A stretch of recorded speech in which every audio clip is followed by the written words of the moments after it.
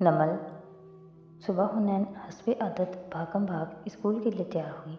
जुमर और सैम बिल्कुल तैयार खड़े दरवाजे पर उसका इंतज़ार कर रहे थे। इधर वो आई, इधर घंटी बजी। जुमर ने दरवाज़ा खोला। एक नौजवान दरवाजे पे खड़ा था। हुनैन यूसुफ। वो सवालिया नज़रों से उसे देखती एक तरफ हुई। कारदार साहब ने भिजवाया है। वो उनका कोई मुलाजिम था। पैकेट हवाले करके मुअद्दब सा पलट गया। बाहर उसकी कार खड़ी थी। हुनैन कुछ हैरान और कुछ उलझी हुई सी डिब्बा लेकर अंदर आई। गोल मेज़ पे उसे रखा, फिर इर्द गिर्द इकट्ठे हो गए। उसने ज़रा तज़बज़ब से ढक्कन उठाया और सांस लेना भूल गई। नया निकोर लैपटॉप, आईपैड, आईफोन, आईपॉड, सब कुछ जदीद और उनके ऊपर एक नोट। मैं किसी का एहसान नहीं भूलता, औरंगज़ेब। जुमर ने नोट पढ़ा। नुजरत ने उसे बताया, ये कौन है? फारिस का वो कज़न हाशिम, जिसका अक्सर सादी जिक्र करता है। ओके। वो हुनैन के तासुरात देखने लगी, जो अब शौक से निकल कर सब खुशी खुशी खोलने लगी। नुजरत अलबत्ता चुप हो गई। इतने महंगे महंगे तोहफे ये हमें नहीं रखने चाहिए। जुमर सैम को लेकर दरवाजे की तरफ बढ़ गई। वो इतनी ज़ाती गुफ्तगू में मौखिल नहीं होना चाहती थी। निकलते हुए उसने हुनैन की आवाज़ सुनी। अम्मी यार, क्या है? मैंने उनका लैपटॉप ठीक किया, वो शुक्रिया अदा करना चाह रहे हैं। ऐसे कैसे वापस? जब हुनैन कार में आकर बैठी तो अम्मी का मोबाइल कान से लगाए बात कर रही थी। जुमर को मालूम था किसकी कॉल होगी। उसकी आधी रात होगी हुनैन। उसने मुस्कुराकर कहते कार स्टार्ट की, मगर वो सुने बगैर पुरजोश सी तफसीलात बता रही थी। लैपटॉप सिल्वर कलर का है और आईपॉड। मेरी बात सुनो हना, तुम ये सब वापस कर दो। वो अब नींद से उठ चुका था और मुकम्मल अलर्ट था। वो बोलते बोलते रुक गई। जुमर ने एक नज़र उस पर डाली। ये सब मैं तुम्हें ले दूँगा, और अगर तब मैं ये सब आपको वापस कर दूँ तो आपको कैसा लगेगा भाई? उन्होंने कोई गरीब रिश्तेदार समझकर तरस खाकर नहीं दिया। मैंने उनका काम किया था, उन्होंने शुक्रिया अदा किया है। अगर मैं तोहफ़ों की लालची होती तो जब वो कभी कभार पूछते हैं मुझे कि मैं फ़लाँ मुल्क जा रहा हूँ, कुछ चाहिए तो नहीं, तो ये कहकर इनकार ना करती, सॉरी मैं बिला वजह गिफ्ट नहीं लेती। ओह अच्छा, तुम रख लो और अब मुझे सोने दो। हुनैन ने फ़ोन रख दिया और खिड़की के बाहर देखने लगी। फिर कदरे उलझते हुए जुमर को देखा। अगर आपको ऐसे कोई गिफ्ट दे तो आप रख लेंगी? वो अपने अमल की सफाई चाह रही थी। जुमर को जैसे कुछ याद आ गया। उसने गैर से पिछला खाना खोला और कुछ निकालकर उसकी गोद में रखा। ये स्याह मखमली डिब्बे और तयशुदा कागज़। हुनैन यूसुफ दंग रह गई। कल सुबह किसी ने ये मुझे कुरियर किया था, पढ़ो। हुनैन का चेहरा फक हो गया। उसने डरते डरते जुमर की शक्ल देखी। वो पुरसकून ड्राइव कर रही थी। उसने धड़कते दिल से कागज़ उठाया। ज्वेलरी तक तो ठीक था। मामू से इस लव लेटर की तवक्को नहीं थी। कागज़ की तह खोली। पहले कहने की हिम्मत ना हुई। क्लास में कभी ये आप पर उसे ज़्यादा सूट करेगी। जो आप पहनती हैं उसे लव लेटर कहते हैं। इससे अच्छा तो कंगन ब्रोज लिख लेता। मामू की लिखाई वो साफ पहचान गई थी। खौफ ज़ाहिल हुआ। उलझन से सर उठाया। क्या आप ये नोज़पिन रखेंगी? जुमर ने चौंक कर उसे देखा। तुमने तो अभी इसे खोल के देखा भी नहीं। इसमें क्या लिखा है कि ये आपको सूट नहीं करता? नाक को उंगली से छुआ। अगर किसी का इतना सेंस है तो ये भी मालूम होगा कि नोज़पिन ज़्यादा अच्छी लगेगी। अब देखें मेरा गैस ठीक निकलता, कहते साथ ही डिब्बी खोली। हीरे की लौंग सामने थी। हुनैन ने फातिहाना देखा और शाने उचकाए। क्या आपको मालूम है ये किसने भेजा? उसने ज़रा एहतियात से पूछा। इतने बैचेस पढ़ाए हैं, सैकड़ों स्टूडेंट्स गुजरे, मगर बहुत कम लड़कियों को मेरे घर का पता मालूम है। उन्हीं में से कोई होगी। हुनैन का हलक तक कड़वा हो गया। तो अब आप क्या करेंगी? इस कुरियर कंपनी में जाकर वापसी भेजने की कोशिश करूँगी। आखिर उन्होंने भी कैसे डायमंड ज्वेलरी को कुरियर होने दिया। फिर वापस करूँगी, क्योंकि मैं स्टूडेंट से तोहफे नहीं लेती। ये मेरे असूलों के खिलाफ है। तो फिर मैं ये कारदार साहब को वापस कर देती हूँ। मेरे भी कुछ असूल होने चाहिए। बात ख़त्म। हुनैन ने ज़रा खफकी से कागज़ डिब्बी में रखा, डिब्बी वापस रखी और बाहर देखने लगी। زمر نے گہری سانس لی۔ حنین اپنے درمیان تازہ تازہ تکلف کی خلیج میں آنے والی کمی کو ایک اصول کے پیچھے اصولوں میں ترمیم ہو سکتی ہے، اپنوں کے لیے سب ہو سکتا ہے۔ اوکے، میں اسے رکھ لیتی ہوں۔ حنین بحث سر ہلا کر باہر دیکھتی رہی۔ زمر نے اسے اچنبھے سے دیکھا۔ تم کیوں مسکرا رہی ہو؟ اس نے گڑبڑا کر جبڑا سیدھا کیا اور گردن دائیں بائیں گھمائی۔ نہیں تو، اور مزید رخ پھیر لیا۔ اسکول میں وہ دونوں ایک ستون کے ساتھ کھڑی ہوئی تھیں، نگاہیں گیٹ پر مرکوز تھیں۔ ہمیں صرف ان کا ایڈریس چاہیے یا کوئی دوسری انفارمیشن۔ وہ رہی سبزینہ۔ اس نے اندر آتی لڑکی کی طرف اشارہ کیا، پھر بے چینی سے زمر کو دیکھا۔ مگر آپ اس کا نمبر پتہ کیسے حاصل کریں گی؟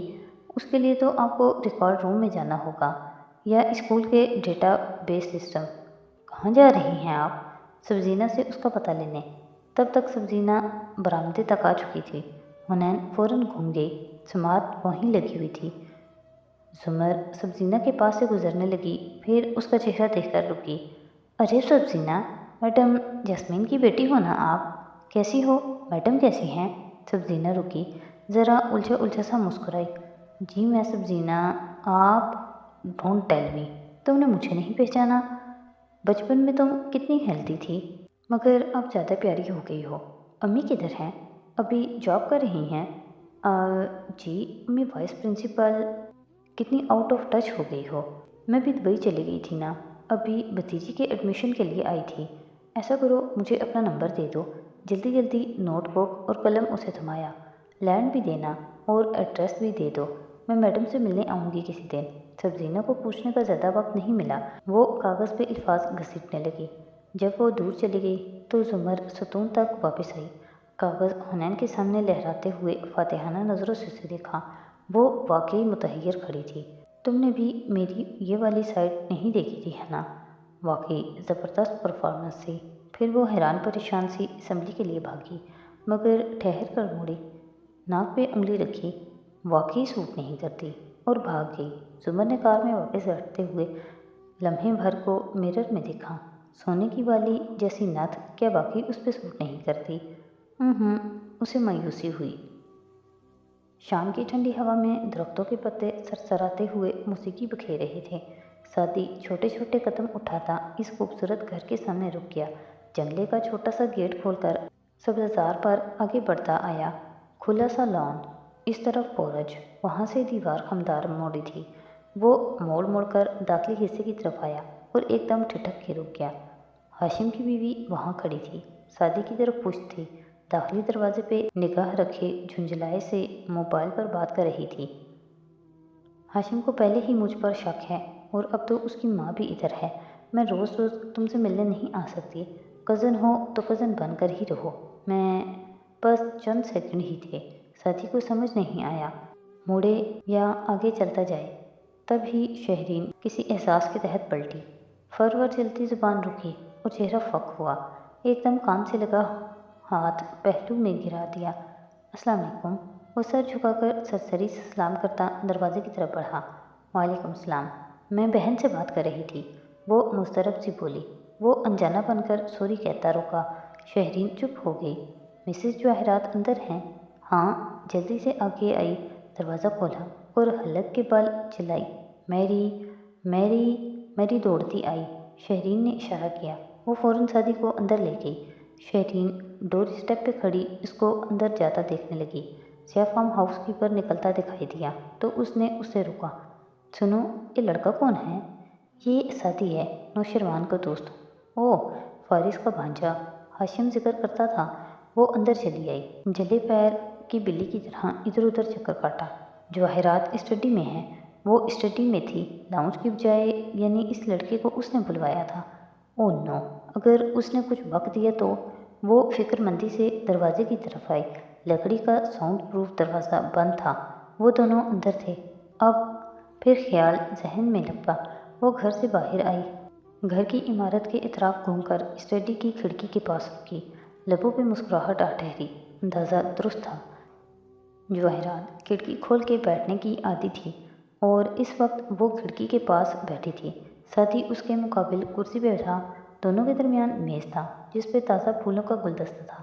جواہرات انگریزی طرز کے لباس میں ملبوس کونی کرسی کے ہاتھ پہ ٹکائے دونوں انگلیوں سے لاٹ کا ہیرا چھیڑتے مسکرا کر اسے سن رہی تھی۔ شہرین دیوار کے ساتھ لگی سرک کے قریب آ گئی، کان گفتگو میں لگے تھے، اپنا نام سننے کے خوف میں۔ ہمارے ڈپارٹمنٹس الگ ہیں، میں اس کا زیادہ دھیان نہیں رکھ پاتا۔ پچھلے دنوں اس کے کچھ دوستوں سے یہ سب پتہ چلا، ساتھ ہی شانے اچھا دیے۔ میں آ گئی ہوں، سب سنبھال لوں گی۔ جواہرات نے مسکرا کر سر کو خم دیا۔ میں تمہارے منہ سے سب سننا چاہتی تھی۔ کیا تمہیں یقین ہے کہ اس گھر میں بھی ڈرگز رکھی ہوں گی؟ مجھے نہیں معلوم، شاید رکھی ہوں، میں ادھر کم ہی آتا ہوں۔ آپ پیار سے سمجھا دیجیے گا۔ وہ فکر مند بھی تھا۔ جواہرات نے مسکرا کر سر جھٹکا۔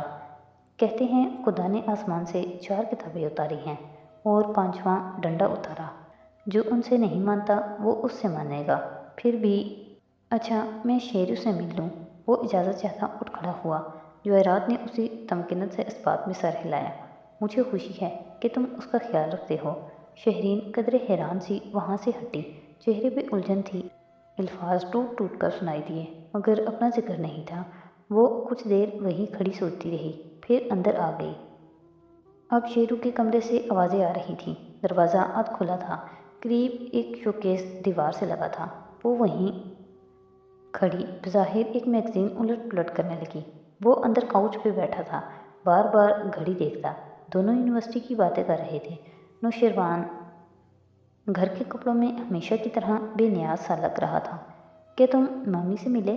اصلی لاپرواہی سے کہتے روم فریج سے سافٹ ڈرنک کے 2 کین نکالے، ایک اس کی طرف اچھالا، ایک میں خود دانت گاڑ دیے۔ سادی نے کچ کر کے سائڈ پہ رکھ دیا۔ اسے جلد واپس جانا تھا۔ ہاں انہی سے ملنے آیا ہوں۔ پچھلی بار ان سے ملنے نہیں آ سکا تھا تو ان کا شکوہ بنتا ہے، اس نے صاحب گوئی سے بتایا۔ ممی بینا بہت پوزیسو ہیں۔ شیرو نے گردن پیچھے پھینک کر گھونٹ بھرا، پھر سیدھا ہوا۔ لو نا۔ میں چلتا ہوں۔ سادی کی نظر کمپیوٹر اسکرین پہ پڑی۔ شیرو تم اور حنین اس گیم کا پیچھا کیوں نہیں چھوڑ دیتے؟ ہفتے بعد لگائی ہے، سارا دن پڑھ پڑھ کے دماغ خالی ہو جاتا ہے۔ سادی مڑ کر دیکھا، یہاں سے آدھا لاؤنج نظر آتا تھا، شہرین دکھائی نہیں دیتی تھی۔ یہ تمہاری بھابھی تھی نا؟ بلونڈ بالوں والی؟ باہر کھڑی شہرین کے اعصاب تن گئے۔ نو، کوئی بلونڈ نہیں ہے، وہ بال ڈائی کرواتی ہیں، ہر تیسرے مہینے یہاں سے $500 کا ہیئر ڈرائی کروا کر جاتی ہیں۔ وہ پھر سے ہنسا۔ کیسی ہیں بھابھی؟ اس نے سرسری سے پوچھا۔ صبح صبح اتنا میک اپ کر کے کمرے سے نکلتی ہیں، پھر سارا شہر گھومتی ہیں، بھائی کا پیسہ بے تحاشا جھونکتی ہیں، سونیا کا خیال بھی نہیں رکھتی، بھائی سے اکثر جھگڑا رہتا ہے۔ تمہیں کیسی لگی؟ گردن پیچھے کر کے گھونٹ بھر کے وہ کہہ رہا تھا۔ اچھی ہیں۔ وہ جانے کے لیے آگے بڑھ گیا، تب تک شہرین اپنے روم میں چلی گئی۔ دروازہ بند کر کے وہ بیڈ پہ بیٹھ گئی، چہرہ احساس سے حدق سے سرخ ہو گیا، آنکھوں میں غصہ، اضطراب، پریشانی سب تھا۔ وہ بے چینی سے کمرے میں چکر کاٹتی رہی۔